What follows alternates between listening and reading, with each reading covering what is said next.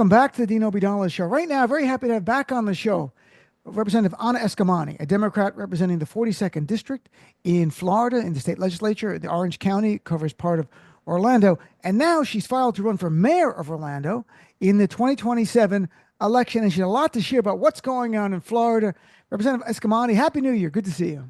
Happy New Year, Dean. Thanks so much for having me. And thanks so much for continuing to carry the torch of fighting for our democracy. I really appreciate you. Well, the torch is going out. This is near the end. I can see smoke. Like, someone help us because we need more Democratic fighters. I'll tell you that. So I'm glad. So tell 100%. us, you're running for when I read you were running for mayor, I thought it was this year. It's 2027. So what can you share about why you're running so soon? Why is it so important to you? Yeah, absolutely. Well, folks might not know this, but in Florida, we actually have term limits in the state legislature. So Oh, just won my reelection in 2024, but I turned congratulations. in 2026. Thank you. And so I've been thinking more and more about what does my future look like in public service? What does our future look like in Florida? And of course, cities have become ever more important holding the line when it comes to solving everyday problems and also being a beacon of hope and a beacon of collective prosperity for the country. And nationally, the outlook is dim. In the state of Florida, statewide, the outlook is hard. We see about a million voter difference between registered Republicans and Democrats. We can talk more about that as there are some distinctions between inactive and active voters. But at the end of the day, it's going to take time for us to be able to win statewide races in Florida. And when I look at my hometown of Orlando, I see so much potential, but also, of course, opportunities to ensure that the values that I have championed, from collective prosperity and housing affordability to community safety for all, to equality for every Floridian, to ensure we have a working transit system that allows people to be connected, we can solve those problems in my hometown. And of course, what's unique to us is we don't have term limits in our local government, but our mayor has announced his retirement. It'll Hmm. be 25 years of service. Wow. So yeah, so though the race is in 2027, it's going to be the first time, Dean, we have an open mayor's race in Orlando for 25 years. So I suspect it's going to be a very crowded cycle. And so I wanted to be the first to announce, partly because I run very grassroots campaigns, as folks know, and I need ramps. I need time to build a campaign because we're going to knock on every door. We're going to really listen to our community on the issues that matter to them, build a platform that reflects their interest. And with that said, we just announced raising our first 2 weeks $200,000 Hmm. for more than 300 individual donors. And I really just speak to the grassroots campaign that we're building. And I'm proud for that kind of launch, but we're going to maintain that momentum now for 2 years. That's great. And I did see that news about raising that much money from grassroots donors, and that's very important. And I mean, if you win, do you get like free pass to Disney World? Does that come with it? I mean, Orlando's right there. Do you get like Well, something? it's funny you say that because, I'm not a campaign that takes money from the theme parks. And that's why sometimes there's tension with me and some of these big companies. But again, I feel like a strong Democrat should be holding corporate actors accountable and not just consenting to their agenda. They're stakeholders, but they shouldn't carry more influence just because of the bigger check they might write, right? Hmm. But I will say that one of the perks that everyone is talking about is you are able to provide the welcome greeting at the Orlando International Airport. And if you ever travel to Orlando, I've been there. there is a tram that you take, and the mayor has the opening remarks, welcome you to Orlando. So I've had a lot of folks write me mock scripts for what they want me to say already, and joke about the monorail tram message, which is very sweet. But obviously, we have to win first, and there are fun things to look forward to. But for me, it's also about doing the work and Sure. having fun while doing it. So I'm very excited about the opportunity to be in an executive level as well, not only because of the good we can do, but I think it's so important for us to build a bench as Democrats. And so the opportunity to build executive leadership as a younger elected official, not only is it a strength in the sense that we're going to be creative, innovative, use technology to get work done in a more efficient, effective way. But of course, when we think about building up future elected officials for higher office, I think you need to create space for younger voices and younger perspectives. Because in 10 years from now, I'm going to be the old lady, right? Like building room for others because good leaders build new leaders. And we need to be thinking in those terms. And I would argue that unfortunately, a lot of Democrats haven't done that. Oh yeah, I know. I mean, it's hard to give up power once you get power, and that's probably human quality as well. But Right. maybe I can get Maz Jobrani to come do some kind of event. I would My love buddy, I'm it. going to talk to Maz. Yes. I'm like, you have to have I gotta reach out to him. It's Eskamani. He needs the help to be mayor. So, let's talk about the 2024 race in Florida. We knew that Trump was going to win. He ends up winning by 13%. Was the state even contested by the Harris campaign at all? It's a great question. Not really. I think on paper, you could say that, there was a campaign apparatus, they had field staff, they actually threw additional dollars into Florida. But when you looked at what's happening on the ground, there was never surrogates that came to us that were higher level. I remember in previous cycles, the main candidate would come every month almost. That did not happen in Florida. So we were preparing for a loss, which is also why we were running a very nonpartisan campaign for Amendment 4. So Amendment 4 was Hmm. our effort to codify reproductive rights in Yep. Florida and abortion access. And we just barely lost. We earned 57% for yes on 4 to end the near total abortion ban. But unfortunately, in Florida, we require 60%. And that threshold was created by corporations who didn't like us using this process to amend the state constitution several years ago. But we are stuck with that 60% threshold for now. And so it was a very tough night for us, Dean. It is. I mean, when you look at that, nearly 60% of people in Florida who voted wanted to have women have reproductive freedom and self determination. Yet again, it's tyranny of the minority, of the right wing minority there. Ron DeSantis was very much against this initiative. I know his people were his government, he used the apparatus of his government. We talked about it before the Yep. election. And I was so hoping that it would get to 60%. It's still impressive, 57%, which shows you even the state where Trump wins by 13%, is a crossover. There are also Republicans who believe that women should have self-determination. So I think in the future that's important. I have to hope on really on affecting the issue, not politics, but about ensuring women have reproductive health care on their own designs and what they want to Yeah. do with their lives. Well, and just to add to that too, Dean, there was an article in Tampa Bay Times reporting on how the number of abortions has actually increased around the country. But of course, the way women are able to access care has had to change. Not only has Florida once been a state that you could come to for abortion care, now we're exporting patients to other states. And there also are more and more people who are ordering abortion medication online, which is not necessarily medically risky because it is a very safe option to end a pregnancy early in gestation, but it is a legally risky decision, Right. especially in states like Florida, where you are not allowed to end a pregnancy independently. But of course, many women are still doing it. And so it speaks to the fact of how abortion bans don't actually reduce or end abortion. They just shift how women are able to access care. And it could lead not only to criminalization, but of course unsafe means as well. And it just breaks my heart because to your point about, you know, the minority having a say in this, I think Amendment 4 for us was such a reflection of the state of women's rights in this country, where a majority of us agree that you should Mhm. have the ability to make these decisions without political interference, and yet we still don't win. I mean, it's just really disheartening.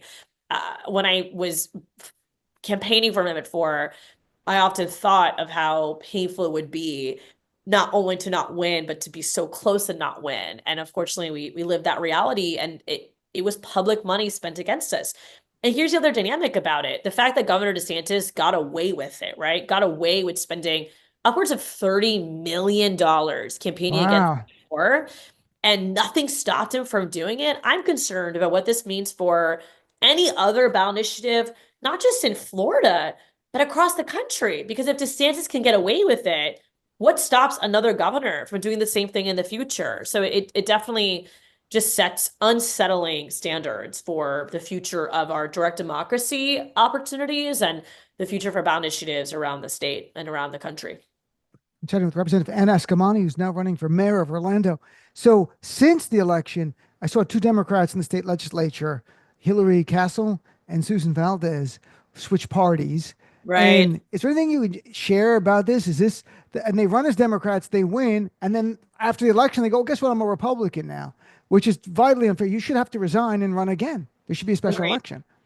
Agreed. It is incredibly frustrating to paint this picture for folks who are listening. So we are still, unfortunately, in the super minority in both the Florida Hmm. House and the Florida Senate. Prior to these individuals switching, the makeup was basically in the Florida House, out of 120 members, 35 Democrats. And during the campaign cycle, we basically broke even. We lost a seat and we gained a seat. So the numbers stay the same. Being in the super minority is not easy. I mean, you need to be grounded in your values. You need to be creative and strategic. You need to understand house rules. You need to build partnerships across the aisle when possible, while still leading with grit and grace to defend your values and defend your communities. And to see caucus members flip post-election is incredibly frustrating and disappointing, not only to the voters who elected them under a specific understanding of who they Hmm. were and what they stood for, but honestly, it's the easy way out because in the Florida House, if you switch over, you are awarded for that. I mean, one of the individuals who switched is now the vice chair of the budget committee. Wow. And I am sure there'll be favors for the second colleague as well. And so it's really disheartening because in particular, these districts are Democratic districts. And so the constituents who engage in the election process have no recourse. They really don't. Florida doesn't have a recall process. Um, at this point, uh, one of the members, she actually terms out. So there's really no consequences in the interim either. Hmm. And of course, the second member is likely to run for something else under her new banner. So our caucus continues to shrink, and it just means that we have to work even harder. But also part of me is like, look, if you want out, just tell us. Like, I'm done. Like, one reason why Democrats keep losing is because we don't have strong elected officials and people get in there, pretending to be something they're not. So as far as I'm concerned, I'm at a point where I'm like, you know what? Just say it so we can find someone better because I have Right. so many great high quality people that want to run for office. And so honestly, make room. Like if this is the clean ship opportunity, this is the clean ship opportunity, right? Like let's just have a reset here. But it is very frustrating knowing just the how it feeds into the distrust towards politicians, right? This is why Hmm. people don't like politicians because you say something and you practice something else. And this is unfortunately one of the most clearest examples of that. And I imagine the Democrats who worked on these people campaigns feel betrayed. It's not like a year and a half passed. They literally ran, they won, and within a month, they're like, guess what? I'm a Republican now. Well, why didn't you tell them before the election? People would have not come out and worked for you. They would Right. have stayed home. And if a Republican won, then they would take their seat, I guess, in the future. But I imagine people feel betrayed. They worked on their campaigns. They said they were Democrats, and they ran in Democratic districts. It's outrageous to me. It's, Yeah. Yeah, I wholeheartedly agree. I mean, it's I do think that their constituents are having their voices heard, at least when it comes to engaging on social media and engaging with the local press. I mean, there are more stories in local press coming out as well, rightfully so. But I'm also thinking about, again, the accountability is just not there. And so I really would love to see legislation mhm. that also prevents this from happening, or at least, as you point out earlier, resign and run again. Like earn Yeah. your stripes as under your new party banner. But again, these are two situations where they would not have won their elections if they were a registered Republican, and they know that, and that's Right. why the switch happened afterwards. This is fraud. They knew they were going to switch. I mean, they likely knew they were going to switch. I can't be sure. I don't know them Right. personally. So, you mentioned right before we came on air there's some developments in your state because I want to talk about what do you think Republicans will do in 2025 in your state. But you just mentioned about Monique Worrell, who was one of the two state prosecutors that Ron DeSantis overturned the elections essentially and removed. She runs anyway, even though he removed her. She wins in November, and now you're telling me he's trying to remove her, even though she just won. He's trying to overturn the election without storming the Capitol. So, what can you Yep. share?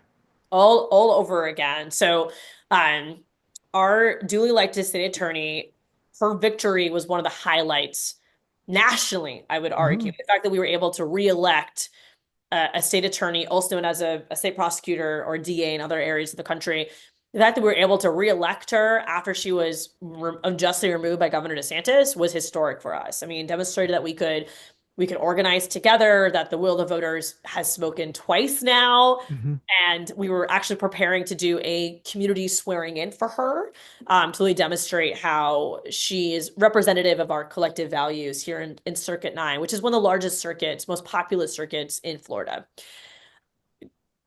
Weeks pass and we start hearing rumors that a grand jury is being called to investigate State Attorney Monique Worrell. And we don't really know why or what. And of course, in Florida, the laws around grand juries are very strict, that if you're subpoenaed, you're not allowed to talk about it. And I think folks are also just practicing extreme caution for fear of Governor DeSantis and just his heavy-handed approach towards all of our positions. And so it was very difficult for us to gather information about this, what was happening.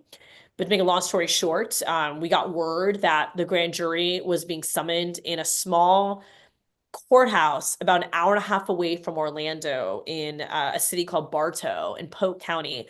As a reminder, that is nowhere near what Monique Worrell's jurisdiction is. So it was very, very strange to also pick a courthouse far from our circuit. And reporters showed up to the courthouse, and sure enough, State Attorney Monique Worrell was scheduled to be there with her own private attorney to be in a private room. And another prosecutor is also spotted, a prosecutor from a neighboring circuit, Bill Gladson.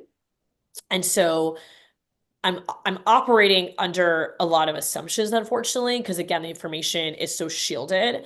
But piecing together parts of this puzzle, it seems that on December 10th, a confidential executive order was issued by Governor Ron DeSantis. It was the only executive order issued in December, but it's marked confidential. We can't read it. And then days later, subpoenas start going out to people for a grand jury that is meeting in Polk County that involves Monique Worrell. So just putting together these pieces, it definitely seems like this timing is very suspicious, as she is scheduled to be, as I mentioned earlier, sworn in just a few days. So it seems like they're timing some sort of indictment, some sort of accusation of criminal activity, something in the next few days to once again remove Monique Worrell from serving her term as state attorney. When Ron DeSantis removed her, I guess it was last year or was it the year before? It was after she was sworn and she was already the city attorney or essentially the DA of this area. What was the reasons he cited? Was there any illegality that he cited then? That's a great question. Much like with Andrew Warren, who was our state attorney in Hillsborough, that was also unjustly removed by Governor DeSantis. The DeSantis administration handpicked certain facts. So they were basically trying to paint a picture that Monique Worrell was guilty of juror elective duty, that her practices made the circuit less safe. And of course, they exploited a tragedy. We had a tragedy in our community involving gun violence, and they exploited that tragedy. The irony, too, the sad irony, is that this past year, we had another similar tragedy of gun violence under the DeSantis-appointed DA. And of course, he wasn't removed. Like nothing was done to hold him accountable. And his response was, crime happens type of a casual, commentary. And it's again, it's that ideology of convenience, right? So if the same tragedy happens under a DeSantis ally, there's no type of response or accountability compared to someone who's oppositional. And so those were the reasons that were cited. And of course, Miss Worrell tried to fight this in the courts, and as did Mr. Warren. But when we have a court system that is all appointed by DeSantis, it's just even more challenging to seek justice through this branch of government. With that said, I think he's trying to create another reason to remove her through this grand jury. Purely speculative at this point. I wish I had more information, but it just, when I put the pieces together in my head, that seems to be what's happening. Well, it seems we're going to see what happens, right? So we don't know what this investigation is about. We'll find out. It smells like Ron DeSantis is engaged in real lawfare, which using the government to go after a political critic or opponent, and even threaten to put them in prison. But we'll see because the grand jury indictment could be about things we don't even know right now that are unrelated. And we'll keep our eyes on that. What do you expect the GOP controlled legislature to do now? They always begin. I mean, DeSantis is not running for president right now. He might be one day Right. in the future. So he was trying to lay the groundwork by passing all this right wing culture war stuff. What do you expect now? Well, there's a lot of musical chairs happening in Florida, as many folks probably know. First of all, I'm glad Matt Gaetz is out. I'm glad the ethics report has been released, but very concerning of what his potential projection is, as he has already started the rumors of running for Florida governor in Yep. 2026. We also, because of his exit and of course the exit of another member of Congress in the Trump cabinet, we have state representatives who are running for Congress, which opens up their seats as well. So there's a lot of just movement in the political environment in Florida right now within the Republican caucus. I think there continues to be tension between DeSantis and Trump. Right now, there's a big question mark around Marco Rubio's position, which DeSantis gets to appoint if Hmm. Rubio does become Secretary of State. And of course, there is debate between a Trump ally or a DeSantis ally being appointed to that. We don't know yet, but we're watching that closely.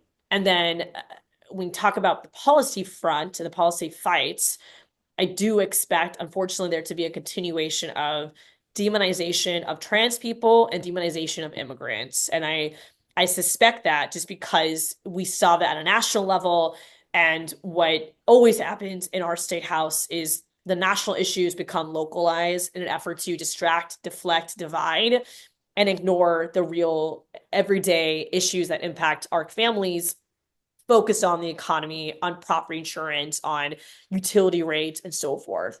So we are preparing for those types of battles. I mean, for example, a pride flag bill has a pride flag ban bill has been filed.